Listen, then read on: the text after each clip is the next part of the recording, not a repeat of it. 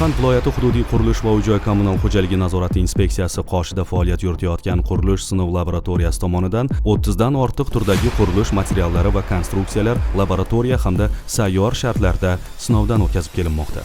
Albatta, qurilish materiallarini belgilangan me'yorlar asosida sinovdan o'tkazish ularning sifatini kafolatlash bilan birga barpo etilayotgan binolar va inshootlarning mustahkamligi hamda seysmik barqarorligini ta'minlashda muhim ahamiyat kasb etadi. Jumladan, navbatdagi laboratoriya sinovlari doirasida po'lat armatura GOST 12004 talablari asosida tekshirilmoqda.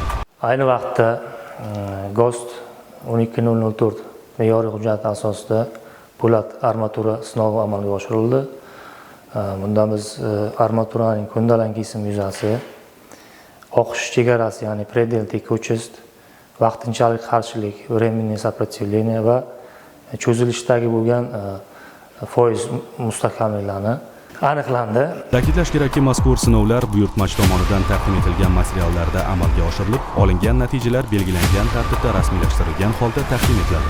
Bu esa qurilish jarayonida sifat ustuvorligini ta'minlash va ehtimoliy kamchiliklarni oldini olishga xizmat qiladi.